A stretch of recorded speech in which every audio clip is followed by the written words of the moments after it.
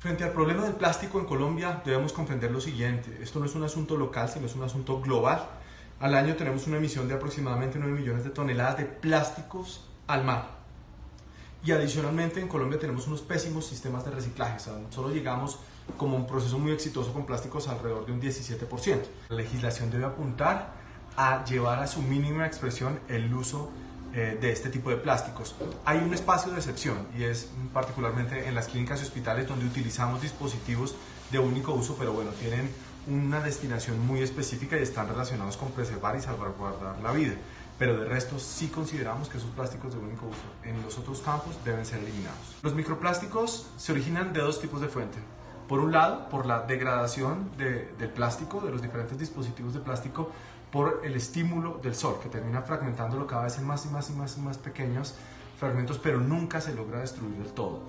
Y eso termina incorporándose en toda la cadena alimenticia e incluso también dentro de nuestros cuerpos. Ya tenemos esos microplásticos, pero también hay microplásticos diseñados por el proyecto humano. Por ejemplo, en los exfoliantes faciales, normalmente esas pequeñas perlitas, y también las cremas dentales, encontramos microplásticos. No existe una manera eficiente para que las plantas de tratamiento de aguas residuales logren filtrar esos microplásticos.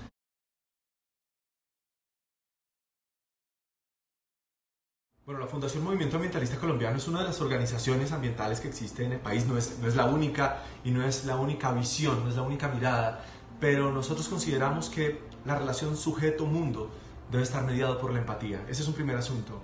Segundo punto, creemos firmemente en la educación como herramienta esencial para poder mejorar esa relación. Por eso tenemos proyectos en La Guajira, Bichada, Guainía, en Chocó, donde hemos desarrollado aulas ambientales con proyectos de energía fotovoltaica y adicionalmente talleres de huertas ancestrales, y donde estamos enfocados en que los niños se reconecten con esa ancestralidad que en un pasado le permitió a sus ancestros conectarse de una manera diferente con el planeta. Todos Plantamos surge como una iniciativa muy especial. Yo considero que esta es una estrategia que es una protesta con propuesta. Cuando nos enteramos que en el Plan Nacional de Desarrollo se había aprobado como meta aceptable de deforestación 220.000 hectáreas al año, dijimos: no nos podemos quedar quietos. Ok, esto nos genera indignación, pero tenemos que pasar a la acción, necesitamos actuar.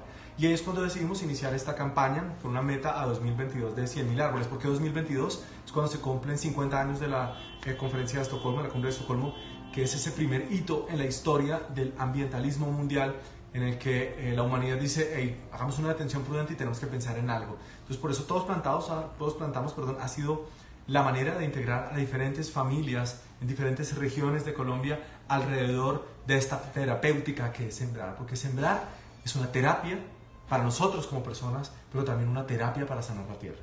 Indiscutiblemente, para reducir la huella ambiental, la huella de carbono nuestra huella hídrica, se necesitan comportamientos individuales y también políticas públicas. Pero pensemos en lo siguiente, pensemos cuando nos levantamos en la mañana.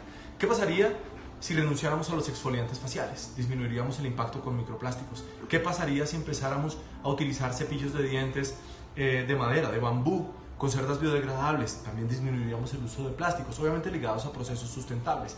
¿Qué pasaría si las máquinas de afeitar dejaran de ser plásticas desechables y retornáramos a esas ancestrales de madera que tienen esa cuchilla que simplemente se cambia y no tienes que generar ese residuo plástico? Y así podemos empezar a sumar situaciones, como a la hora del café o del almuerzo. Si cada uno de nosotros carga su propio pocillo, ¿qué pasa cuando llegas a la cafetería y pides un café? La gente que está en la fila te va a ver y va a entender que estás haciendo algo disruptivo, algo distinto.